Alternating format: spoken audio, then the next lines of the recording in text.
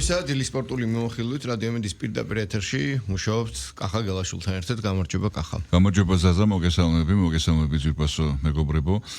ცოტა პაუზის შემდეგ უბრუნდება ზაზა ეთერს და ჩემთან ერთად სპორტის სიახლეებზე ვისაუბრებთ და სალაპარაკოც გვაქვს. მე აღნიშნე რომ დღეს ჩვენ ჩემპიონთა ლიგაზე გავაკეთებთ მეტ აქცენტს და გუშინ ვიხილეთ პარიზში გამართული მატჩის შემდეგ PSG მიუნხენის ბაიერნის მატჩის შემდეგ გუშინდელი მატჩი რაღაცა მდუმარე მშვიდი თითქოს შაძინებული იყო იმის ფონზე თორე რა თქმა უნდა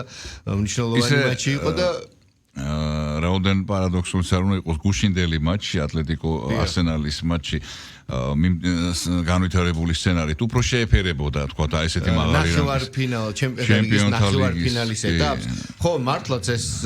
ისეთი მატჩი იყო უხგოლიანი რომ ჰოკეი შეშურდებოდა მატჩი საბოლოო ანგარიში მაგრამ აღსანიშნავია ისიც რომ როგორი ეხა მიუნხენის ბაიერნი არასდროს არ ყოფილა სუპერ ღია შემტევი ფეხბურთის კონცეფციისა, როგორც ეს იყო მუდამ ბარსელონა, არ ვიცი, ჰოლანდიური კლუბები ვთქვათ, აიაქსი, ასე შემდეგ, რომელიც ჩემპიონთა ლიგაზე აღარ ჩანს სამწუხაროდ. არასდროს არ ყოფილა, მაგრამ ამ შემადგენლობის ბაიერნი კომპანიის ხელმძღვანელობით ცოტა სხვა ტიპისაა, ვიდრე ჩვენ მიჩვეულები ყოფილვართ, ხო? და როგორი მკვეთრი უჩვეულო კი იყო, მაგრამ PSG-ს თამაში გასაგებია, სუფთა ესო სტილი, რომელიც ბარსელონას ნიავი წამოღებული აქვს, ასე ვთქვათ, ლუის ენრიკეს და ორი შემტევი გუნდის დაცვის გარეშე ფაქტობრივად უხეშად თქვათ და 9 გოლი ჯამში და აქ კიდევ ატლეტიკო მადრიდის ახლა დაცვაზე ორიენტირებულობა და მათ მიერ აშენებული უხილავი კედლების შესახებ ბევრი შეგვიძლია ვისაუბროთ და არტეტას არსენალი სრულიად განსხვავდება იმ არსენალისგან რომელსაც ჩვენ აწლეულების განმავლობაში ვენგერის ხელში მივეჩვიეთ, ხო? გახსნილი შემტევი იქაც რამდენი ფრანგი იყო ამ არსენალში და როგორი შემტევი იყო და ორი გოლი გავიდა ორივე პენალტით. კი. ხო, ამ ლოგიკით გეთახმები რომ ჩემპიონთა ლიგის ნახევარფინალს უწუხანდელი მატჩი გავდა, მაგრამ სულად განსხვავებული იყო ის 9 გოლიანი მატჩი, სადაც ჩვენ გეთახმები თამაში. თალსახად უნდა აღინიშნოს რომ PSG ბაიერნის აი ამ ორი გუნდის თამაში ურთიერთშეხვედრაში შეინიშნა ის რომ თავდასხმის ხაზი ორივე გუნდის აღემატება დონით და სიძლიერით დაცვის ხაზს ფაქტობრივად ყველა შეტევა ლამის ასე ვთქვათ სახიფათო იყო ორივე გუნდის კართან რა თქმა უნდა ბაიერნის სასახელოდ უნდა ითქვას ის რომ 2-5-დან ასე შემოbrunება მატჩისა და დაცვის ხაზის ჩავარდნა იგივე მეკარეზე შეიძლება ვისაუბროთ საფონოვზე PSG-ს მეკარეზე საბოლოოდ 5-4 და რაც ყველაზე მთავარია ჩვენთვის რაც ახლა ვთქვათ შემოვინახეთ სათმელად ეს არის ხვიჩა გვარაცხელიას ფაქტორი ცოტა გულნატკენი ვარ მე რომ მატჩი საუკეთესო ფეხბურთელად დემბელე დასახელდა დემბელესაც რო არ შეესრულებინა დუბლი კვარაცხელიას გავსად ცალსახად MVP გახდებოდა ის პენალტიც რადგანაც მან გამომიმუშავა თორემ როგორც წინა დღეებში იყო გაჟღერებული თითქოს ხვიჩა უნდა გამხდარიყო პენალტისტი პარი სენ-ჟერმენისა და ველოდით ხო ხვიჩა მაიღო კიდეს ბურთი წავიდა გაიგო რომ მან იმიტომაც აიღო რომ ეს რაღაცა წნეხი მოეხსნა ხო ნუ ასეა თუ ისე ხვიჩასგან წამოვიდა ის ხვიჩას თამაშიც არა ამ მატჩი მოდი აი ეს ვთქვათ ჩვენ გვახსოვს ეს მატჩი როგორ დაიწყო როგორ გავრცელდა და მიუნხენის ბაიერნის როგორი დომინაცია იყო პარიზში ხო და მიუნხენური გოლის მერე ფაქტობრივად ხვიჩას გოლმა გაახსნა აზზე მოიყვანა PSG და შეახსენა მათ როგორი შესაძლებლობა გააჩნიათ შეტევაში. ანუ გარდამტეხი ფაქტორის იყო ხვიჩას პირველი გოლი, არა? გეთანხმები ხვიჩას და მარტო გოლამდეც და თვითონ ამ უშუალოდ გოლის შემდეგაც აი თუ გავიხსენებთ ან თქვათ ვუყურებთ ხვიჩას თითოეული შეხება ბურთთან იყო რაღაც პანიკური შიშის მაგვარი ბაიერნის დაცვაში. ისე როგორც ოლის ეს ბურთი შეხება. ხო, ნო, ეს საერთოდ სხვას სწავლი ვინმე არა. ხო, და პლუს ამას კიდევ მინდა გავამახვილო ყურადღება ასევე იმ დიდი ფეხბურთელების და ცნობილი სახეების ფეხბურთში გამოხმაურებაზე აი ამ მატჩზე, რა თქმა უნდა 5-4 ჩემპიონთა ლიგის ნახევარფინალში ეს არის ისტორიული შედეგი და ისტორიაში ჩაეწერება ეს მატჩი და მათი ცალსახად გამოხმაურება ხვიჩას მიმართ არის რაღაც საოცარი დელ პიეროს განცხადება რომ ხვიჩა მსოფლიოში ერთ-ერთი საუკეთესოა იგივე ზეედორფის იგივე ტიერი ანდრის გამოეხმაურა ტიერი ანდრისგან მიჩოვლები ვარ და ანუ იგივე დემბელეზე ასეთი გამოხმაურება მარტო გუშინ წინდელ მატჩში კი საერთოდ არ ყოფილა თქვათ ეს უკვე მიუთითებს იმაზე რომ ხვიჩა კვადრატსხელია არა მარტო პარი სენ-ჟერმენში აღიარებენ ეს ლეგენდები რომ მსოფლიოში არის ერთ-ერთი საუკეთესო ფეხბურთელია ფაქტია ეს შედგა ეს და ამის აღიარება მოხდა რა კუთხით ვამბობ რომ მსოფლიო დონის შესაძლებლობა მისი გამოვლინდა ადრეც ხო განსაკუთრებით PSG-ში გადასვლის შემდეგ განსაკუთრებით იმიტომ ვამბობ რომ ჩემპიონთა ლიგა რაც უმაღლესი ფორმატისა იქ სულად მოახერხა თვის შესაძლებლობის დემონსტრირება ხო მაგრამ ერთია რომ ერთხელ გაიბრწყინებ და ჩვენი ხასიათისთვის დამახასიათებელია და მე სტაბილურად თამაშობს მაღალ დონეზე. მსოფლიო დონის ფეხბურთის თამაში ეს არის ასე რომ ხვიჩა კვარაცხელია დღესდღეობით აი ყოველგვარი გადაჭარბების გარეშე შეიძლება ითქვას ოქროს ბურთის ერთ-ერთ მთავარ ნომინანტად დაამიჩნეული. ნუ მსოფლიო ჩემპიონატი გველისი და რა თქმა უნდა ის შეიტანს ამ კონკრეტულ ხო აი ეს მომენტი აი სულ რომ ყველა მატჩი გოლი გაიტანოს დარჩენილში ასისტი გააკეთოს გოლიც რო ვერ გაიტანოს ასისტიც რჩება პრეტენდენტად რაოდენობაშიც ახლა ჩვენ თუ გადავხედავთ გოლების რაოდენობას ხო ამ დროისთვის არსებული მონაცემებით ჩემპიონთა ლიგაზე ხო იქ თუ არ ვწდები ყველაზე მეტი გოლი აქვს მე მგონი მბაპეს და 15 აქვს და 10 აქვს ხვიჩას ხვიჩა ნომინალური ცენტრფორვარდი არ არის პირობითად ნუ მბაპეს წინსვლა დასრულებულია ასე ვთქვათ აქ ხვიჩას აქვს შანსი მაგრამ რისი თქმა მინდა რომ სულ რო შესანიშნავად გაისარჯოს გოლი ასისტი და ყველა პირობა შეიქმნას იმისთვის რომ ოქროს ბურთის მფლობელი გახდეს ამერიკაში დაგეგმილი საფეხბურთო ფორუმი შემდეგ უკვე აუცილებლად იმოქმედებს ამაზე. აი წელს რომ მსოფლიო ჩემპიონატი არ ყოფილიყო, ხვიჩა ძალიან დიდი შანსი იყო. ან ახლა თუ ასე ვარიაციების დონეზე და სრულების დონეზე ვართ, ან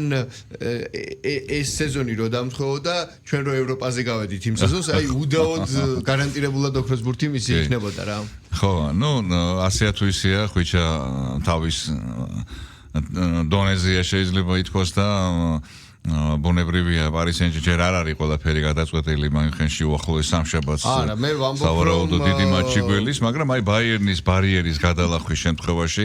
კარგად აი გუშინდელი მატჩიდან გამომდინარე ატლეტიკო არსენალი ორივე რა თქმა უნდა კარგი გუნდია მაგრამ ეს მაინც სხვა ფაქტობრივად ბაიერნი და პარი სენ-ჟერმენი დღესდღეობით შეიძლება ვთქვათ რომ ევროპის ორი საუკეთესო კლუბია და ორივეს აქვს იმის უნარი რომ რაც არ უნდა სერიოზული კედელი აღმართოს სიმეონემ სულ რო ჟოზე მოურინიოც მოიყვანოს და ერთად უხელმძღვანელობ ამ მატჩს ხო ამ ორ კლუბს შესწევს იმის უნარი რომ გაარღვიონ ეს კედელი. აი ამ კედლის გარღვევამდე ძალიან ცოტა დააკლა იგივე ბარსელონასაც ხო გვახსოვს. ძალიან ცოტა კი. ისე სხვათა შორის აი ბოლო ინფორმაცია, ნუ იყო მანამდე HV, მაგრამ ოფიციალურად დადასტურდა რომ ერთ-ერთი წამყვანი ფეხბურთელი პარი სენ-ჟერმენის არშებ ჰაკიმი გამოტოვებს შეხვედრას, საპასუხო შეხვედრას, ტრავმა მოსალოდნელზე სერიოზული აღმოჩნდა, ძალიან დიდი დანაკლისია რა თქმა უნდა. ჰაკიმის არ ყოფნა ადამიანი რომელიც თავის პოზიციაზე სოფლიოში მე მგონი საუკეთესოა. საერთოდ საუკეთესოა. თუმცა ამის მიუხედავად ერთ ბურთიანი უპირატესობა არის პარიზელთა მხარეზე. ნომინალურია. ასევე შევახსენოთ მელეც რომ უკვე აღარ აქვს მეტოქის მოედანზე გატანილ გოლს მნიშვნელობა 1-0-ს მოიგებდა PSG თუ 5-4-ს ფაქტობრივად აი ბურთების ბალანსის გატანილსა და გაშვებულებს შორის სხვაობას თუ შეინარჩუნებდა მაგრამ ეს ვერ ბურთიანია მე ვფიქრობ კახა ცოტა უხეშად გამომივიდა რა თქმა უნდა გულშემატკივრობთ ხვიჩას და ხვიჩას გამო PSG-ს მაგრამ ეს მატჩი უხეშად რომ თქვათ მიუნხენის ბაიერნმა მოიგო კი წააგო ფორმალურად მაგრამ მოიგო რას გულისხმობ მე ვფიქრობ რომ მიუნხენის ბაიერნმა როგორც გუნდმა აი იმ 11-მა და სათათარი გოებმა ვინც იქ იყვნენ ამათმა მოიგეს ფაქტობრივად და ლუის ენრიკე რომელიც თავის პოზიციაზე იდგა ხო სამწვრთნელო ხაზში იყო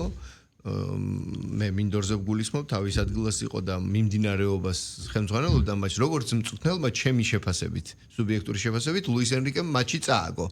ლუის ენრიკემ როგორც მწვრთნელმა მატჩი წააგო მწვრთნელთან რომელიც მინდორზეც არ იდგა მწვრთნელთან რომელსაც მითითებების უფლება და საშუალებას არ ჰქონდა კი, თუმცა ახლა ისეა იმ დონეზე ტექნოლოგიები განვითარებული რომ დიდად არ ჩარეო, არც ჰქონდა მაგას, ხო იცი ტელეფონის უფლება არ ჰქონდა, მაგრამ ხო, სტადიონზე იმყოფებოდა. მე შემეძლო, მაგრამ მე მივენდეო ჩემებს, რომლებიც ქვევით იყვნენო და 80 მეტრი რა დაშორება ახლა აქ, მაგრამ ის 2 მეტრში რო ხარ და 1 მეტრში სხვა მოცემულობა იმ დისკომფორტი არის მწვრთნელისთვის და მოთამაშეებისთვის. და მისი მიუნხენის ბაიერნიდან ვიზავით კომპანიიც ორივენი არიან ისინი რომლებსაც ფეხბურთი კარგად იციან და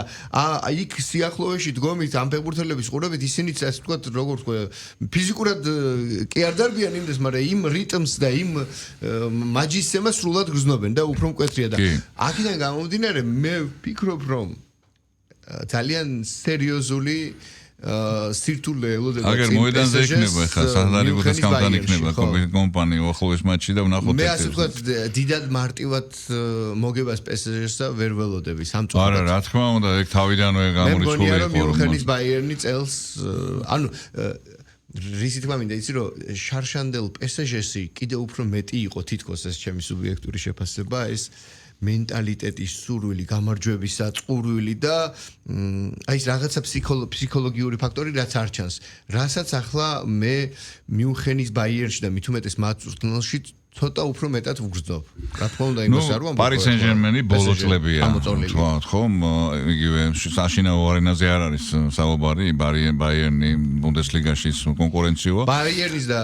PSG-ს ბუნდესლიგასა და აი უშუალოდ ჩემპიონთა ლიგაზე მარტოები არიან ფაქტობრივად. ჩემპიონთა ლიგაზე პარი სენ-ჟერმენს ბოლო წლებში გაცილებით უკეთესი სეზონები აქვს ვიდრე ბაიერნს, ანუ ეს არის ბაიერნისთვის ერთ-ერთი დიდი შანსი, ხო, საუკეთესო სეზონი, რომ ჩემპიონი ძველი დიდება. ხო, ანუ ჩემპიონთა ლიგა მოიგოს და ბუნებრივია გაათმაგებულია ის мотиваცია თუ იმას ვიგულისხმებთ რომ აქ მოგებული აქვს ყველას უკვე ყველაფერი და ეხლა мотиваციის ნაკლებობა მე არ დავეთანხმები ამას რა თქმა უნდა იმიტომ რომ ეს სხვა სიმაღლეა უკვე როდესაც ზედ ორჯერ გაქვს მოგებული ყველაზე პრესტიჟული ტურნირი და შენ ხარ ამ საუკეთესო კლუბის წევრი რა თქმა უნდა თან ისტორიაში ჩაეწერა კიდევ უფრო გარანტირებულად ხო мотиваციის ნაკლებობაზე არ არის საუბარი უბრალოდ კარგი გუნდი ყავს ძალიან ბაიერნსაც პარი სენ-ჟერმენი ჩემი სუბიექტური აზრით პარი სენ-ჟერმენის ფეხბურთელების კლასი უფრო მაღალია ვიდრე ბაიერნის აი ბევრი გულშემატკივარი ვიცი რომელმაც თქვათ იგივე დიასის თამაში ან თქვათ იგივე ოლისის თამაში აი ასე 90 წუთის მანძილზე პირველად არა მაგრამ ხშირად ვერადევნებს თვალს ისევე როგორც პარი სენ-ჟერმენის მატჩებს მარტო იმიტომ არა რომ იქ კვარაცხელია თამაშობს PSG უფრო გაცილებით მდიდარია, გაცილებით უფრო ასე ვთქვათ პოპულარული კლუბია. ეს ბოლო წლებს ვამბობ, თორე ხა ბაიერნის ისტორიას და პოპულარობას ვერ მიედრება PSG, საუბარი არ არის. ასე რომ ძალიან საინტერესო მატჩი, მოლოდინი არის ძალიან დიდი, აი რომ გადავალოთ უცხოურ და იგივე ქართულ პრესას. ბაიერნი პარი სენ-ჟერმენის საპასუხო მატჩსადმი ინტერესი არის განუზომლა დიდი, გაცილებით უფრო დიდი ვიდრე ვთქვათ იგივე ატლეტიკო არსენალის საპასუხო მატჩისა. ასე რომ გველის მომავალ კვირას დიდი ალბათობით საინტერესო ამ დროს უკვე გვეწოდინება ჩემპიონთა ლიგის თუ ვინი თამაშობს ბუდაპეშტის ფინალში. შენ აღნიშნე შეფასებებზე კვარასთან მიმართებაში ცნობილმა ფეხბურთელებმა რაც გააკეთეს და ეს მრავლის მთქმელია, უბრალოდ ეს არ არიან იმ სივრცის წარმომადგენლები, რომლებიც რაღაცა ინტერესით ამას ამბობენ, ეს უბრალოდ შეაფასეს და შიგნიდან სურვილი გაუჩნდათ და გამოთქვეს და ეს ყველაზე მნიშვნელოვანი შეფასებაა. მაგრამ ზოგადად მატჩის შეფასების კუთხით ჩემი აზრით ალბათ ღირს მე და შენ გავამახვილოთ ყურადღება, იტალიის ნაკრების ყოფილ მოთამაშეზე, შეიძლება არ არის ახლა მისი სახელი და გვარი ისეთი როგორც არ ვიცი დელ პიერო ბაჯო და ასე შემდეგ, მაგრამ ალესანდრო მელი იყო, ვინც გამოვიდა და თქვა რომ მე საერთოდ დინების საწინააღმდეგოდ ვაფასებ ამ მატჩს და ჩემთვის ეს იყო ცუდი მატჩია, იმიტომ რომ არც ერთ გუნდს დაცვა არ აყავსო და მაყურებლებისთვის კარგიაო და ფეხბურთის ზერელად მოყვარეებისთვის, მაგრამ სტრუქტურულად ფეხბურთისთვის დაცვის გარეშე, გასაგები ამას იტალიელი ამბობს და რაღაც კუთხით სიმართლის მარცვალი ამაში არის. ხო, ნუ ჩვენ თქვით რომ ორივე გუნდის თავდასხმა აღემატებოდა დაცვას. შენი თქმისა არ იყოს, აი შენ გიყვარს ხოლმე ამის თქმა, აი ჰოლანდიური კონცეფცია კროიფისა რაც ჩამოვიდა, რომ თქვენ გაიტანეთ ბიჭებო, ბარსელონა რასაც ამბობდა ეს პროდუქტი, თქვენ გაიტანეთ და ჩვენ 2-ს გავიტანთ რა. ჩვენ 1-ს გავიტანთ, ხო, ნუ ეს არა, ეს კონცეფცია არის. თან ესეც უნდა გავამოხილოთ, ეხლა მე რამდენად დავეთანხმებით, ეხლა ეგ სხვა ჩვენიც საქმეა, მაგრამ